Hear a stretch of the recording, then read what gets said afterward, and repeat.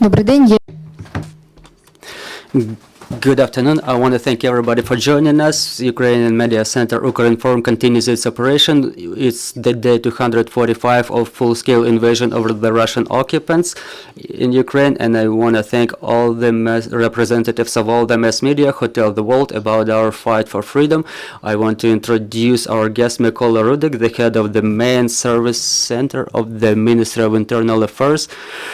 Good afternoon, Mr. Mykola.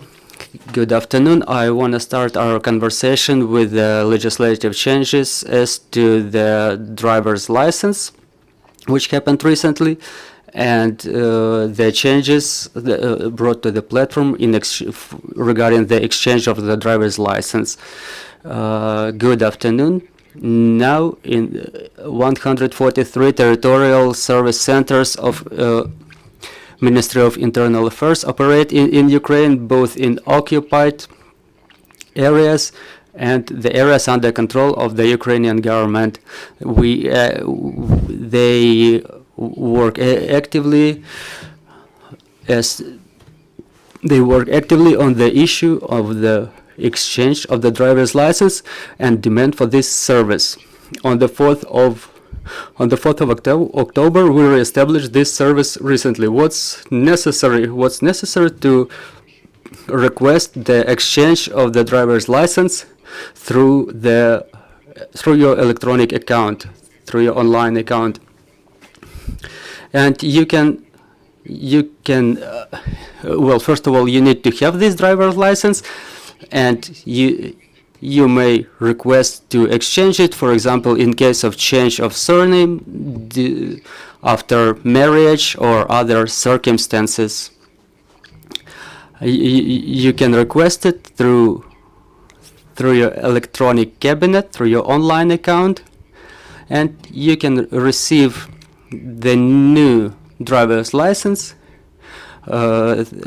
in a service center directly or through Ukrinform postage.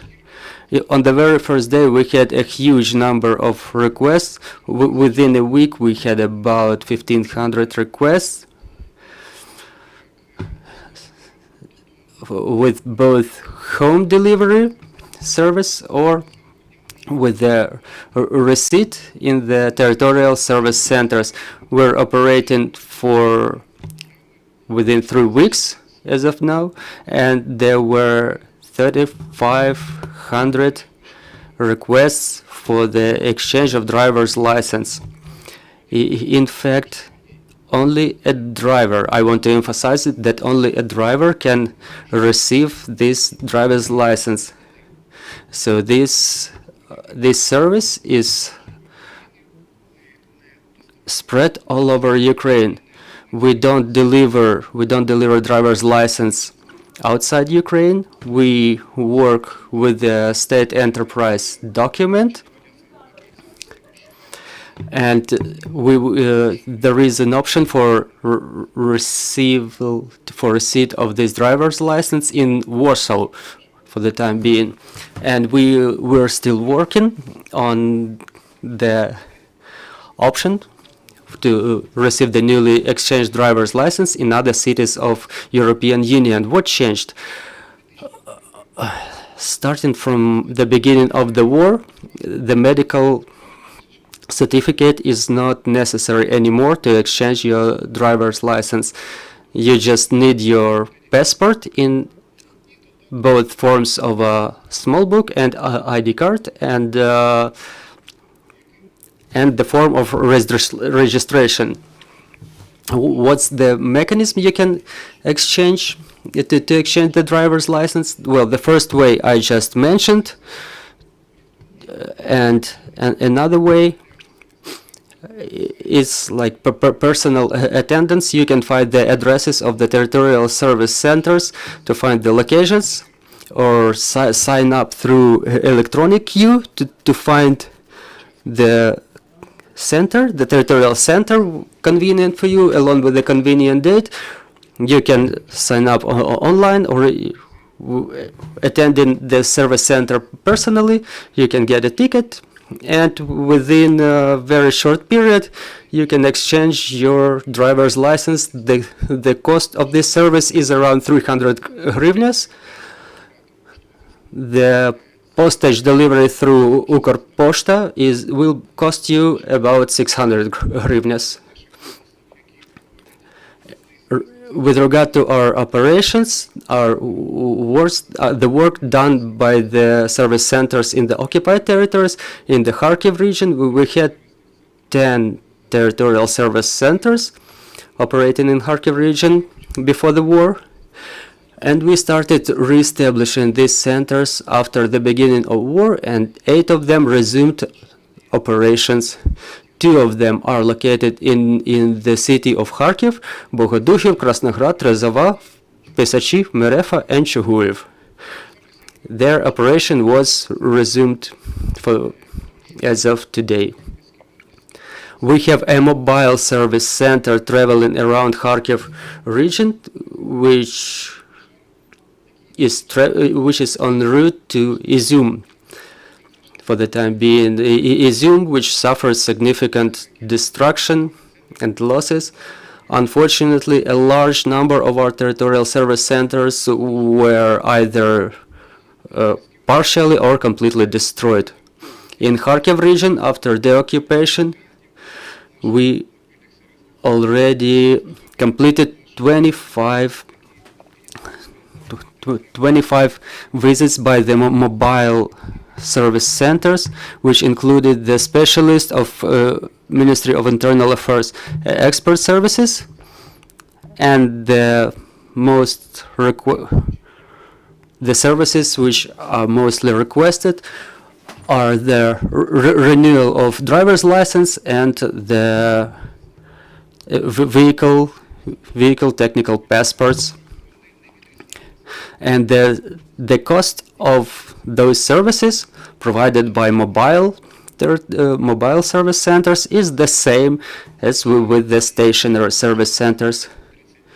Within a day, we can service around 25 to 35 people, so we can accomplish about from 25 to 35 requests. Now we set up a new territorial service center in Balakleya, where the request for the demand for these services is pretty high, and I think that by the end of November we will have a new comfortable premise opened for our visitors, because now that the cold time of the year is coming, we want the government service to comply with its, so to say, big name of government service. And as to the services that we renewed starting from the 14th of October, we reestablished renewed the operation of the territorial service center in Pokrovsk, and we renewed it in Donetsk region, and we see the growth of demands for all kinds of services, and we provide all types of services in that service center according to the list of services provided in all the other territorial service centers. Is the re-registration of vehicles, the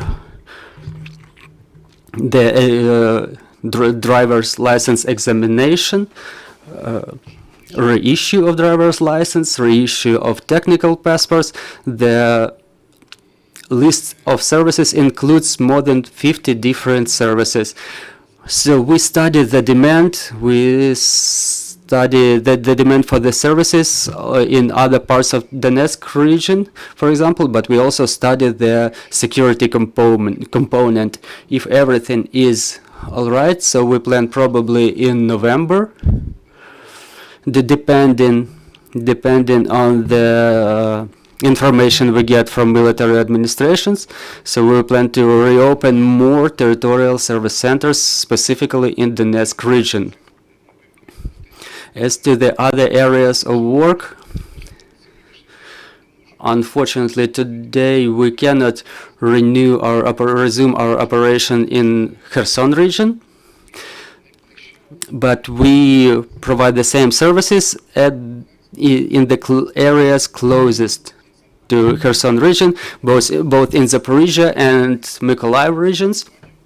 And after the reporting of state emergency service and enforcement agencies, including national police, so we operate based on this information.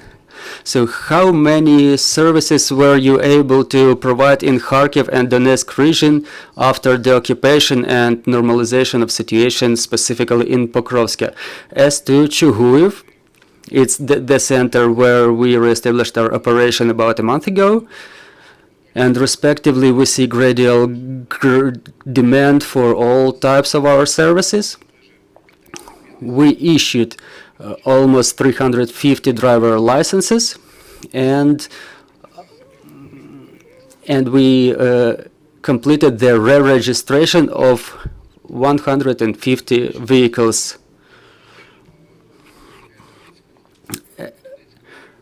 With regard to the work in the Donetsk region, specifically in Pokrovsk,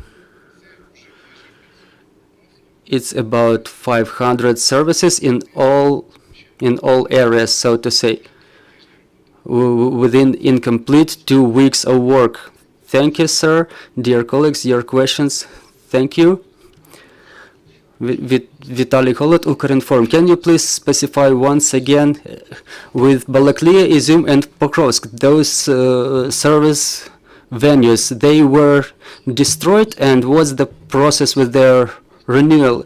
And with regard to other deoccupied regions, including Kyiv region, Chernihiv region, how many service centers were destroyed? As to the Kharkiv region, specifically in Chuguyev, the service center, after the venue itself, the venue had suffered some damage, but it was not completely destroyed. And after the completion of certain works, we resumed operation within the same venue, which is located close to the police department, which contributes to security. In Izum, the venue was unfortunately completely destroyed. I was there, I've seen it, and I would say that destroyed to the ground, it's not only the service center, but the city in general, and we can only use our mobile service center to provide services in that area. In Balaklia, we had negotiation as to re-equipment and re-outfitting of a new venue because there was none before. And now that we reached certain understanding, we do certain works. The works are in progress so that we could provide our services specifically in Balaklia. As to the Chernihiv region, we had 4 territorial service centers in that area, and fortunately, all of them none of them received any significant damage, and they all keep operating for the time being. In Sumy region, fortunately, our territorial service centers did not suffer damage, and all of them operate, including those ones which are in the distance of 7 kilometers to the border to the Russia's border. I already reported on Kharkiv region. As to Kyiv and Kyiv region, unfortunately, before the war, there were 9 service centers operating. And during the war, started from the beginning of war, one service center was damaged, but now the operation of all 9 of them, is being resumed, and now they operate normally, but there are certain corrections as to the operation schedule due to power shutdown schedules. Rolling power shutdown schedules in Kyiv and Kyiv region. As to the Kyiv region, there some of the territorial service centers suffered damage, but the operation of all of them is being resumed now, including one in Bucha. Do you have any more questions? Yes. Another question. Can you compare